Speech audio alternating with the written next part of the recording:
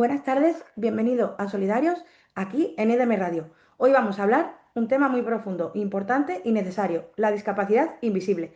Muchas veces asociamos la discapacidad con algo que se puede ver, pero existen condiciones físicas, neurológicas o de salud mental que no son evidentes a simple vista y que sin embargo impactan en la vida de quienes la viven. Para ayudarnos a comprender mejor esta realidad, nos acompaña hoy la doctora Aleida Castro, a quien agradecemos enormemente su presencia en este espacio. Gracias por estar con nosotros en Solidarios.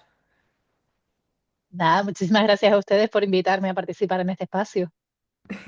Nada, para comenzar, ¿cómo podemos definir la discapacidad invisible y qué condiciones suele eh, entrar en esta categoría? Bueno, la discapacidad invisible se puede a lo mejor definir definiendo bien cuáles son las dos palabras que la incluyen. Discapacidad se considera a cualquier condición física, sensorial, psicológica, conductal que una persona, que atraviesa una persona y que condiciona una serie de barreras en su vida diaria debido a cómo está la sociedad construida, ¿no? La sociedad está construida para un modelo estándar de persona que tiene unas características físicas concretas, que tiene unas características conductuales concretas, que tiene unas características psicológicas concretas, y cualquier persona que se salga un poquito de ese modelo estándar, pues dependiendo de sus características personales, enfrentará unas barreras u otras que le podrá pues impedir su desarrollo pues académico, su desarrollo laboral, su desarrollo personal pues en diferentes medidas según las barreras que estemos hablando, ¿no? E invisible pues son todas aquellas que no podemos ver porque las características que atraviesan a esa persona no son físicas o no suponen una alteración de su fenotipo o de su fisonomía que puedan dar lugar a entenderlas o cuyas adaptaciones no sean obvias, ¿no? Porque una persona ciega no se le podría ver o una persona hipacúsica o sorda, por ejemplo, podría ser invisible, salvo, por ejemplo, si vemos el bastón de las personas ciegas o las personas sordas que tienen un implante coclear, ¿no? Que es una cosa que se ve mucho. Sin embargo, si tienes el pelo largo y ya te cubres, ya no se te ve el implante. Entonces ahí empezaría el proceso de invisibilización. ¿No? Entonces son todas aquellas personas cuyas características personales que no son visibles para el resto de las personas condicionan una serie de barreras en su interacción con la sociedad que le impiden un desarrollo satisfactorio en igualdad de condiciones que el resto de iguales. ¿Y por qué crees que todavía existen tanto desconocimiento o incluso escepticismo alrededor de este tipo de discapacidad? En general hay muchísimo desconocimiento sobre el mundo de la discapacidad en general, incluso aquellas discapacidades que podríamos pensar que están como más conocidas y más aceptadas, la visual, la auditiva, las sillas de ruedas, la movilidad reducida, existe un desconocimiento enorme y las invisibles, justamente como no son visibles, la gente no se da cuenta, por lo tanto, cuando de repente conoce que esa persona tiene una discapacidad, rompe sus estándares mentales. Son condiciones que no están en el medio audiovisual. Por desgracia, casi todos los estereotipos y estandarizaciones de la discapacidad se han desarrollado a través de la estandarización por medios audiovisuales o bien por el modelo médico rehabilitador con su consecuente concienciación y visibilización de las discapacidades desde un punto de vista muy patológico. En particular, cuando hablamos de discapacidades invisibles, por ejemplo, ahora lo que más visualiza la gente es una ostomía, porque es el movimiento que más fuerza tiene. Las personas que están ostemizadas, es decir, han tenido una operación digestiva por el cual les han tenido que quitar alguna parte del sistema digestivo y les han tenido que poner una bolsa, está teniendo ahora mucha repercusión, está saliendo mucho por redes sociales y de repente es una discapacidad que la gente ve más. O la colitis ulcerosa, las neurológicas, por ejemplo, la gente es más consciente de un Parkinson, quizá un Parkinson diagnosticado en edad temprana, que todavía no da síntomas físicos muy visibles como los temblores, la bradicinesia, etcétera, sino que hay un enlentecimiento. Las neurodivergencias ahora mismo pues también están empezando a tener una importante, sin embargo hay otras que siguen siendo muy invisibles, ¿no?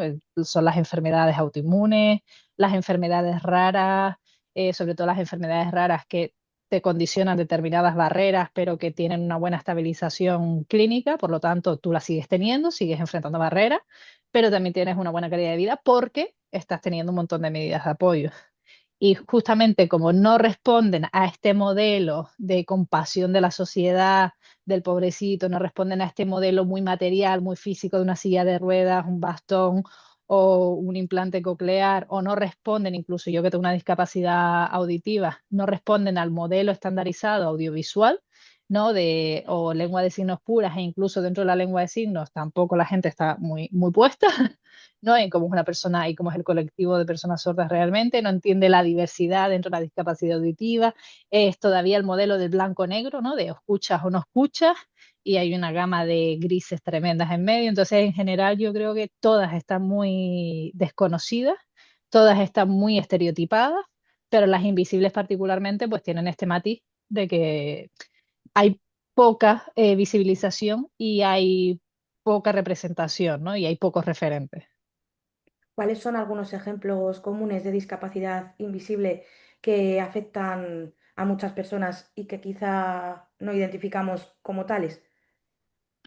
Las patologías digestivas, probablemente tipo colitis ulcerosa, enfermedad de Crohn, casi todas las enfermedades inflamatorias intestinales son enfermedades que tienen una repercusión para la vida diaria muy grande de la persona, enfrentan barreras laborales y académicas importantes, pues porque tienen que salir mucho para ir al baño, necesitan unos cuidados inmunosupresores que necesitan más días, ¿no? Para poder recuperarse, menores energías, mayor energía y tiempo dedicado al cuidado, ¿no? Que toda la energía y tiempo que no dedicas a unas cosas, dedicas a otras, y hoy en día el tiempo vale oro y el tiempo es esencial, y el no tener tiempo porque lo tienes que emplear para el cuidado de tu salud ya es una barrera importante.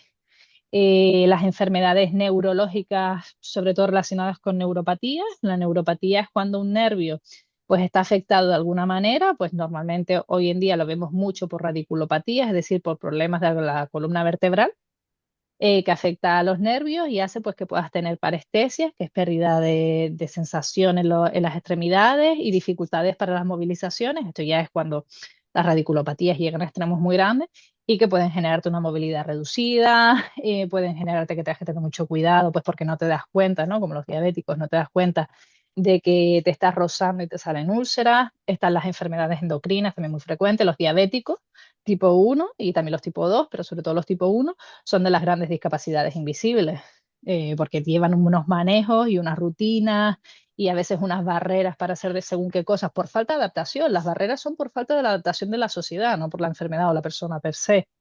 Dentro de las enfermedades endocrinas, pues tendríamos esas patologías tipo la diabetes.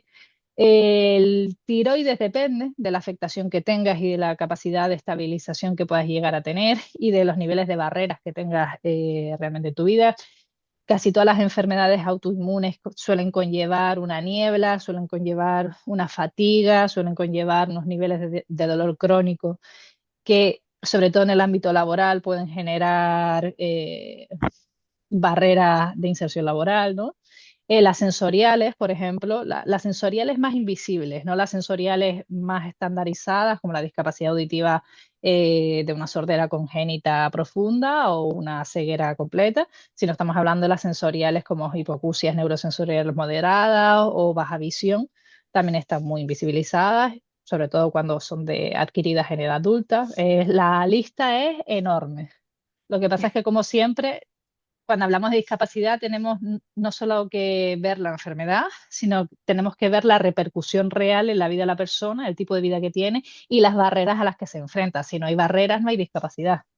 Entonces, que tengas una enfermedad, si no tienes barreras, no quiere decir que vayas a tener una discapacidad invisible. ¿Y qué impacto emocional y social puede tener para una persona el hecho de que su discapacidad no sea visible? A nivel emocional, sobre todo el duelo. ¿No? Hay un duelo que no es lo mismo llevarlo acompañado que llevarlo solo. Cuando hay invisibilización social, suele haber aislamiento social, suele haber sensación de que nadie nos entiende, suele haber también muchos casos una patologización innecesaria, suele haber trastornos ansiosos depresivos asociados pues por esa falta de red de apoyos colectivos, ¿no? Si nadie te cree, si nadie te ve, no hay una red de apoyo colectivo que pueda sostenerte cuando estás mal. Se junta un poco lo social y lo emocional. Como digo, no es lo mismo tener una enfermedad que tener una discapacidad invisible. Tú puedes tener una enfermedad y puedes no enfrentar barreras, ¿no? Si las enfermedades que tú tienes por la propia enfermedad o por las secuelas que dejan tu cuerpo te genera unas barreras que los entornos en los que tienes que enfrentarlas, el académico, el laboral, participación ciudadana, no está viendo ni reconociendo. Cuando no se reconocen esas barreras y no se reconocen el origen de esas barreras, es muy difícil que puedas luchar contra ellas, es muy difícil que te vayan a dar las medidas de apoyo, es muy difícil que vayan a poder apoyarte o adaptarte las cosas que necesitas para que estés en igualdad de condiciones que el resto de personas, que a veces la igualdad de condiciones es que estemos igual de explotados que el resto. O sea, también hay que tener en cuenta lo que son las igualdades de condiciones, ¿no? En estos casos. Pero es verdad que al estar invisibilizados a nivel emocional y psicológico te pone una barrera extra de tener que luchar con muchas más energías y muchísima más resiliencia emocional que en un proceso de enfermedad es complicado muchas veces tener. ¿Cuáles son los principales retos que enfrentan en el ámbito laboral o educativo?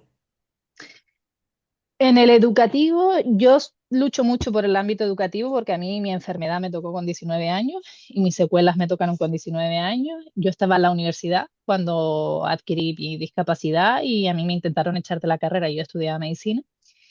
Simple y llanamente cuando pedí las adaptaciones. Es una carrera en la que no están muy acostumbrados a tener alumnado que solicita adaptaciones curriculares y que solicita pues apoyo de medios físicos, ¿no? Para poder continuar con la carrera. Y eso para ellos pues fue como que entraron en cortocircuito y no entendieron cómo podía haber una estudiante de medicina con una discapacidad invisible, pero que necesitaba apoyos materiales y reales y físicos. Sobre todo siendo, o sea, siendo facultad de medicina, que para mí era como una cosa muy loca, porque, o sea, nadie mejor debería entender como las enfermedades que tengo y las secuelas que dejaron en mi cuerpo, lo que de repente consideraron que yo ya no era apta para la vida. No sé, fue una cosa muy rara. Entonces, en el ámbito educativo, por ejemplo, puedes enfrentar lo que son los horarios. Es una de las principales barreras. Si eres una persona que tiene que estar sometida a tratamientos médicos, tienes que estar yendo al hospital de día, ponerte el inmunológico, tienes que dormir más horas o asegurar el descanso nocturno porque eso asegura tu estabilidad clínica. Tienes que estarte pues midiendo el azúcar o lo que sea cada X tiempo.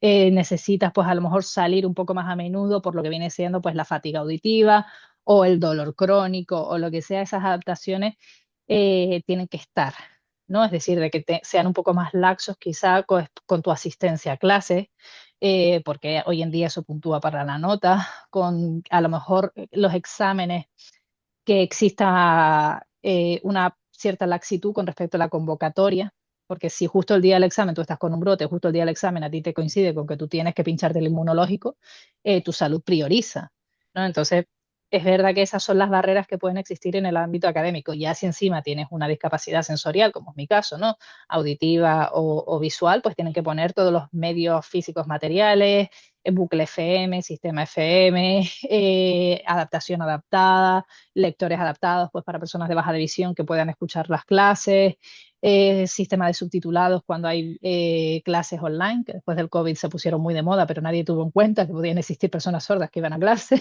y no había subtitulado.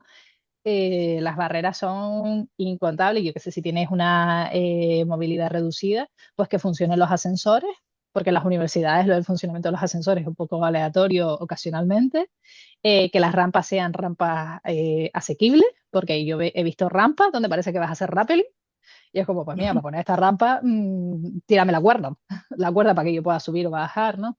Es decir, las barreras son múltiples y dependen muy mucho de, ya te digo, de las condiciones que te atraviesan. En el ámbito laboral, pues un poco van por el mismo sitio. Los turnos, ¿no? Es verdad que las personas con discapacidades invisibles se suelen beneficiar de turnos estables y de turnos fijos. Turnos, pues ya lo de mañana y tarde depende mucho de la patología de la persona o de la condición de la persona. Suelen ser las dos grandes adaptaciones laborales más solicitadas, que son un turno estable y que asegure el descanso nocturno, que no haya turnos de noche. Una cierta flexibilidad horaria. Por ejemplo, una cosa que debería, para mi gusto, debería lucharse es que las personas con discapacidad en general, pero a esto nos beneficiaría mucho a las personas con discapacidad invisible, es que igual que tenemos ciertos beneficios fiscales, que tengamos unas condiciones laborales un poquito más garantistas, que tengamos más días de asuntos propios o más días de asuntos propios justificados, es decir, más que propios, más días libres remunerados justificados, que si yo tengo que ir a ponerme el inmunológico y hay un día al mes que sí o sí, yo ya sé que todos los meses tengo que ir ese día y tengo que quedarme todo el día en el hospital, o voy al hospital y me pincho, pero necesito después irme a mi casa porque los efectos adversos, pues a lo mejor duran poco, duran 6 horas, pero están, pues que eso esté contemplado en mi adaptación del puesto laboral. Es decir, porque si a ti te dan 4 u 8 días de asuntos propios al día, que normalmente lo tienes que hacer así, más los días de enfermedad, hay muchas veces que terminas no sumando y hay mucha gente con discapacidades invisibles que coge de sus vacaciones para asuntos que son estrictamente médicos y asuntos que son estrictamente relacionados con su enfermedad. Entonces, que hay adaptaciones laborales de este tipo, ¿no? De todo lo que sea el cuidado de tu enfermedad, la estabilización clínica de tu caso, más cuestiones relacionadas con tu discapacidad, que si tienes que ir al audiólogo, que si tienes que ir al oftalmólogo, que si tienes que ir a no sé qué, que si tienes que ir a no sé cuánto, pues que también esté contemplado, ¿no? Porque al final casi todo el mundo trabaja en el mismo horario que es de mañana, lo cual te pone las cosas un poquito difícil cuando tienes que adaptar tus necesidades.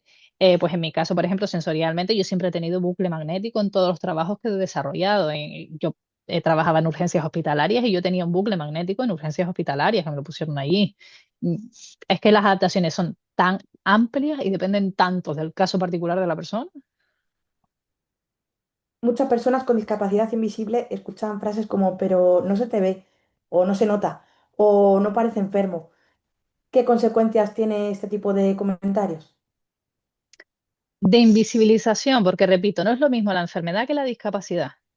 La enfermedad es una cosa y la discapacidad es las barreras que tú te encuentras en tu interacción con la sociedad por unas características individuales que te atraviesan.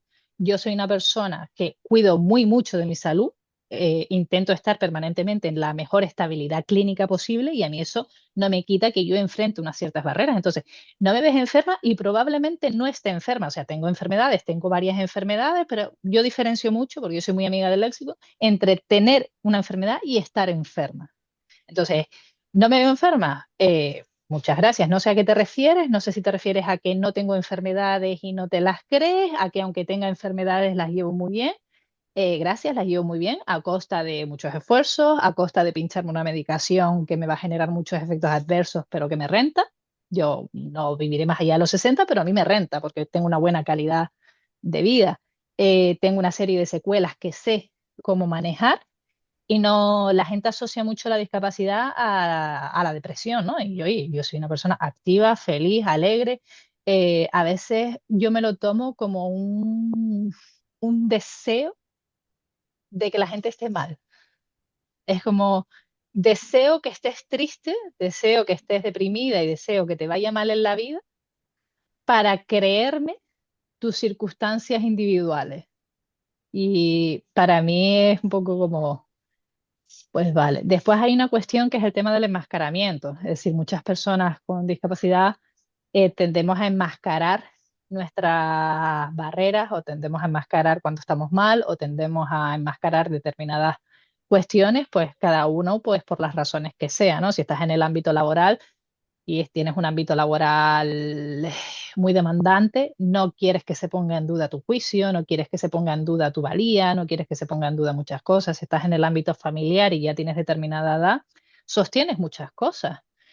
Puedes estar sosteniendo a tus hijos, puedes estar sosteniendo a tu pareja que está pasando un mal momento, puedes estar sosteniendo a tus padres que son mayores y están pasando un mal momento y enmascaras, ¿no? Porque tampoco quieres cargar a los demás con lo tuyo. Cuando la gente te dice, ay, no se te ve, o qué bien se te ve, o no se te nota, al final es como premiar el aislamiento, es premiar el comértelo todo sola, es premiar esa imagen estandarizada de cómo debe funcionar una persona y por lo tanto invisibilizar el cómo funcionas tú.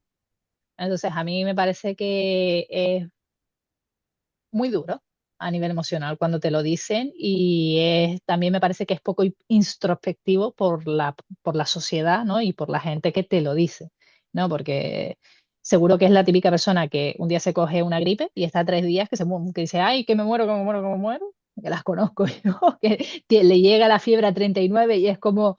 Dios mío, el fin del mundo, ¿no? Y sin embargo, lo que quieren para ellos no se lo dan a los demás porque la cronicidad es algo que cuesta entender.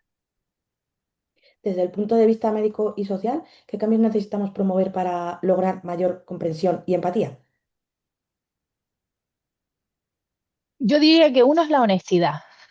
Es un valor social que creo que falta y la honestidad empieza por saber que no sabemos de todo, que es eliminar el cuñadismo. Es decir, yo soy una persona que sé de lo que sé y de lo que no sé no tengo ni idea y cuando alguien me comenta algo de lo que yo no tengo ni idea y que a lo mejor las ideas que tengo sé que responden a un patrón social, normalmente lo suele decir la persona. Ah, mira, yo la verdad es que de esto no entiendo mucho. ¿Prefieres que te pregunte o prefieres que no te pregunte? Yo normalmente, porque también hay veces que a la gente no le apetece hablar de su vida, ¿no? La honestidad de saber que se nos escapan muchísimas cosas en la vida y de que no tenemos que tener una opinión sobre todo y no tenemos que dar una opinión sobre todo en la vida. Es decir, hay cosas que si no conocemos, tampoco tenemos por qué dar una opinión, sobre todo si no afecta a tu vida. El otro que creo que es importante es el reconocer que cuando hablamos de igualdad de condiciones, que cuando hablamos de construir una sociedad más accesible e igualitaria, pasa por la pérdida de privilegios de la mayoría. Y la pérdida de privilegios de la mayoría significa encontrarnos en el camino medio. Es decir, toda esa energía que yo ya hago a nivel diario, ¿no? Pues para poder llegar al modelo comunicativo de la persona estandarizada o normativa que tengo enfrente, para llegar al nivel de energía y de productividad capitalista que la sociedad me exige. Para llegar a esos niveles, yo estoy haciendo una energía tremenda para construir una sociedad accesible y equitativa. Quiere decir de que yo voy a tener que restar el 50% de energía para yo estar mejor, pero es que la parte privilegiada va a tener que emplear ese 50% de energía que yo no estoy empleando y eso les va a generar, pues, al principio, pues un desagrado, ¿no? Porque de repente van a saber lo que es estar empleando energías y estar empleando activamente un montón de recursos emocionales y un montón de recursos cognitivos y un montón de recursos físicos, ¿no? En que podamos todos más o menos coexistir. Yo pongo el mismo ejemplo de, yo soy una persona con discapacidad auditiva, que por lo tanto tengo más fatiga auditiva y tengo más problemas para el procesamiento auditivo y tengo un compañero del trabajo que es tartamudo y que me llevo súper bien con él. Hablamos todos los días, pues yo sé, como una hora. A mí me ayuda un montón con mis casos, yo le ayudo con los suyos. Yo por la mañana soy forense, entonces yo compatibilizo actividad. Después compartimos intereses, a mí me gusta mucho hacer puzzles, me gustan mucho los juegos de mesa, a él también, y es una persona francamente muy, muy agradable. A mí es un tartamudeo pues bastante importante, a mí me dificulta la lectura labial y me dificulta el procesamiento auditivo. Y probablemente a él en su caso, pues habrá cosas de mí que también se le dificulte. Yo soy una persona más bien introvertida, ¿no? Como que a lo mejor él tiene que hacer ese esfuerzo extra de estar como llevando la conversación que no hago yo. Y sin embargo, los dos hacemos, compartimos energías, ¿no? Como yo llego hasta cierto punto, él llega hasta cierto punto, nos encontramos en el medio y tenemos una muy buena relación y es un gran asset en mi vida, ¿no? Pues en la sociedad tiene que pasar lo mismo, ¿no? Obviamente vamos a tener en muchas ocasiones necesidades confrontadas, pero se puede, ¿no? El esfuerzo no lo debe hacer siempre la misma persona. Y después conciencia, yo creo que es conciencia social, unido con la honestidad, informarse y cuando no nos podemos informar, ser conscientes de que no nos podemos informar.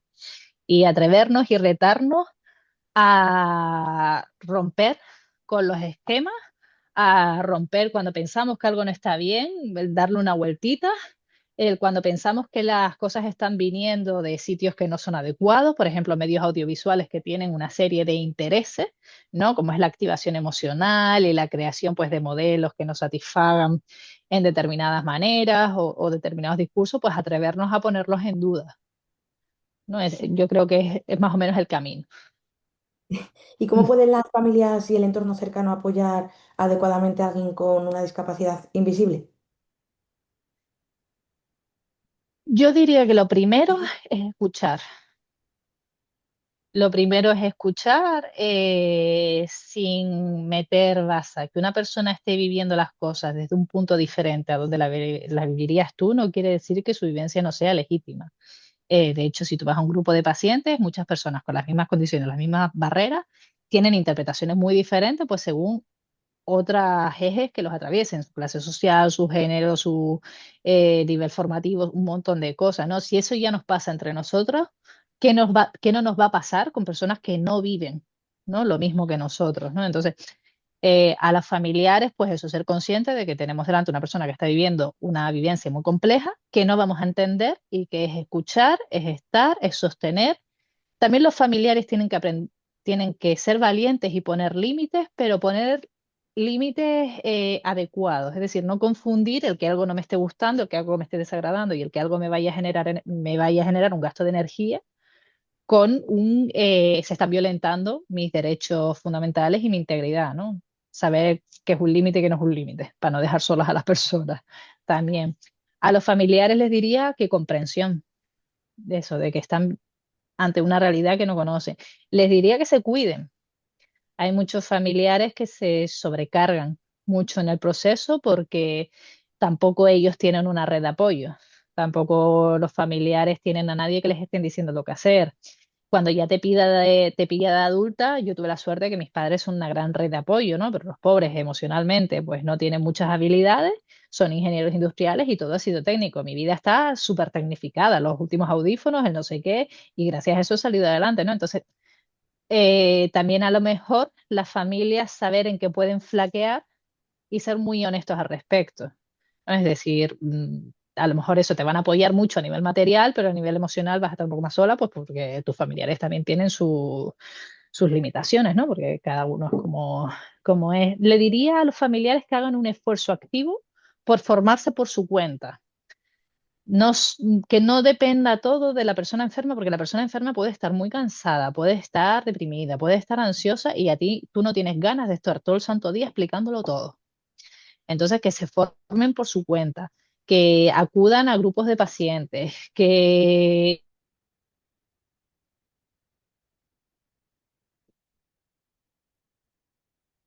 y sobre todo que eso, escuchen cuáles son las necesidades reales de adaptación de la persona, porque hay muchas veces que tú ves como, mira, yo necesito que hablemos por turno.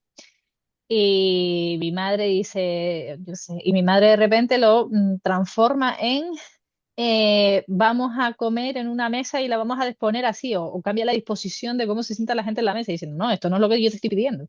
O sea, no te estoy pidiendo que me pongas al lado de la gente que vocaliza así WhatsApp, te estoy pidiendo otra cosa.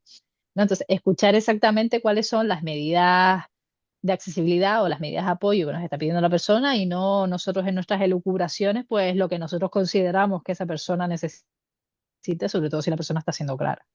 Y que se cuiden. Los familiares que estén, pero que se cuiden. ¿Y qué señales podríamos alertarnos o sea, alertarnos a una persona que necesita apoyo, aunque aparentemente todo esté bien? Hombre, lo suyo es que normalmente la persona va a apoyarse en quienes conoce. Entonces, normalmente cuando tú conoces a alguien y si tienes una buena relación con esa persona ya te va a decir cuáles son los indicadores de que necesitas apoyo. Y así encima la persona te conoce mucho. A mí, mi madre, mi expareja siempre me decía que se me veía todo en el ojo. Me dice que a ti cuando se te empieza a caer el ojo derecho es que tú ya no estás escuchando, que tú ya hace tiempo que te fuiste y que te va a dar un vértigo. Y enseguida es como me traen el hielo, ponte así, ponte así, cuando yo ni yo misma me he dado cuenta de lo que me estaba pasando. Es decir, las personas que te conocen mucho enseguida saben identificar cuáles son tus desencadenantes y cuáles son las medidas que tienen que tomar. Para las personas que te conocen quizá un poco menos, como tu grupo de amigos, ¿no? Que ves más esporádicamente, normalmente es atreverse a tener conversaciones muy honestas sobre lo que te pasa, sobre lo que necesitas y sobre todo expresar muy bien cuáles son los desencadenantes, de cuáles son las situaciones, ser súper específico y concreto, ¿no? De cuáles son las situaciones específicas y concretas en las que puedas necesitar apoyo Y si tú has escuchado a esa persona antes de que esa persona te diga, oye, necesito ayuda, o a lo mejor esa persona en ese entorno no quiere decir que necesita ayuda, porque no quiere, sobre todo cuando eres muy joven, ¿no? No quiere sentirte señalado con el dedo, no quiere sentirte invisibilizado, no quiere sentirte, o sea, no quiere sentirte más visibilizado de lo que te gustaría, o no quiere sentirte estereotipado, pues si tú ya sabes que esa persona está en un entorno que le puede desencadenar o le puede desencadenar algo, es un entorno que por sus características ya te ha dicho que puede ser dificultoso, o tú ves que la persona pues se va apagando, va cambiando de conducta, pues siempre preguntar, oye, ¿estás bien? Oye, ¿necesitas algo? Si es una persona con disautonomía, por ejemplo, pues yo qué sé, puedes siempre llevar un poquito de sal. Si vas a quedar con tu amiga con disautonomía, lleva siempre sal en el bolso y estate preparada para ir a por una botella de agua. Es decir, si vas a salir con tu amiga que tiene un síncope, estate preparada para tumbarla en el suelo, subir las piernas y decirle a todo el mundo alrededor que no pase nada, que no la agobien y que le deje pasar. Si sales con tu amiga neurodivergente y ves que está muy bien, todo va muy bien, durante 2 horas todo va muy bien, pero se empieza a apagar o empieza a ponerse nerviosa, mira un poco alrededor y, oye, habrá mucho ruido, oye, habrá mucha luz, oye, habrá mucha gente. Oye, ¿quieres que salgamos un ratito y que nos dé el aire? Hay cosas que son súper sencillas y es simplemente eso, ir controlando un poco pues el entorno, sabiendo cómo el entorno puede afectar a esa persona. ¿Y qué mensaje te gustaría dejar a quienes viven con una discapacidad invisible y que se sienten que no son comprendidos o comprendidas? Que no están solas. El colectivo de personas con discapacidades invisibles es muy amplio, que no están condenadas, que tener una discapacidad invisible, como digo, no es lo mismo tener una enfermedad que tener una discapacidad invisible, que si estás clínicamente estable, tienes una buena actitud y, ¿cómo se llama ahora? Y tienes una buena predisposición a la vida y aún así enfrentas un montón de barreras, no es culpa tuya, es la sociedad capacitista en la que vivimos. No eres menos discapacitado por tener estabilidad clínica, estás menos enfermo y estás en menos procesos de brote y estás más estable, pero es que, repito, no tiene nada que ver la enfermedad con la discapacidad. Están relacionados, pero no tienen nada que ver necesariamente. Que tejan redes de apoyo, las redes de apoyo son esenciales, que sean muy honestas consigo misma y con su entorno para expresar exactamente qué necesidades tiene, cuándo y cómo, y que también sean permisivas. Es decir, igual que yo quiero que la gente sea permisiva conmigo, yo tengo que ser permisiva con mi entorno. Yo tengo que saber que no siempre me podrán apoyar de la manera que yo necesito, igual que yo no siempre puedo apoyar a los demás de la manera que a mí me gustaría y de los demás, de la manera que los demás necesiten. Como digo, llegar a ese punto medio, ¿no? Ser también nosotras amables con nosotras mismas y con los demás, ser nosotras, ser muy tiernas, igual que necesitamos muchas veces que sean muy tiernas con nosotras por las barreras que estamos enfrentando, pues ser muy tiernas con los demás y que sean combativas. Las barreras como se rompen es combatiéndolas. Y que, vamos, para finalizar, no sé si tienes algún tipo de pregunta o algo que nos quieras dar hincapié. Yo realmente, si más que hincapié es quedarse con ¿cómo se llama? Con el mensaje clave de saber diferenciar muy bien entre enfermedad, que es un proceso patológico, ¿no? Por el que pasa el cuerpo, por una alteración en cualquiera de las funciones que genera una expresión de síntomas y etcétera, etcétera. Discapacidad, que es las características que tiene tu cuerpo entran en conflicto con las características de la sociedad y se generan unas barreras para tu desarrollo personal que no están necesariamente interconectadas. En las discapacidades invisibles sí que suelen estar juntas, pero no necesariamente. E incapacidad, que es otro término que yo veo que la gente en mis redes utiliza como discapacidad e incapacidad, no tiene nada que ver una cosa con la otra. De hecho, yo he montado mi consulta por estar huyendo activamente de una incapacidad. No tiene nada que ¿Nos ver. quieres aportar en qué se diferencia discapacidad y incapacidad? Por mí, genial. Discapacidad es un término, como digo, social, ¿no? Es decir, tú tienes unas características individuales que en tu contacto con la sociedad genera una serie de barreras. Para solventar esas barreras necesitas unas medidas de apoyo.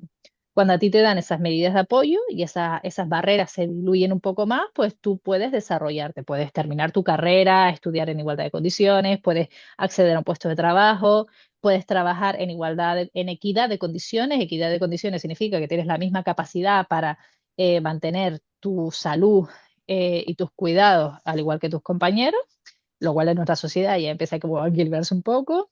Y puedes ir por la calle de forma autónoma e independiente, este tipo de cositas, ¿no? Incapacidad es un término administrativo jurídico relacionado con el ámbito laboral exclusivamente, que tiene que ver con si la administración pública, es decir, si la administración, el gobierno, considera que tú eres una persona apta para trabajar según las condiciones, porque existe la absoluta, existe la permanente, existen diferentes tipos de incapacidades, con las condiciones que tú tienes que no tienen por qué conllevar una discapacidad. Es decir, las personas, hay un gran porcentaje de personas con discapacidad que no tenemos una incapacidad o que podemos trabajar perfectamente, y hay un gran porcentaje de personas incapacitadas, es decir, que se ha considerado que no pueden desempeñar un trabajo remunerado estandarizado o un trabajo remunerado en líneas generales sin que no tienen discapacidad, ¿no? Es decir, son términos muy diferentes, pero la incapacidad es un término administrativo jurídico relacionado con el desempeño laboral, que no tiene nada que ver con barreras, tiene que ver con las repercusiones funcionales. Yo odio esa palabra, pero es que como soy médico forense son las que utilizamos en nuestros informes, con las repercusiones funcionales que las enfermedades tienen en ti con respecto a además a tu puesto específico de trabajo.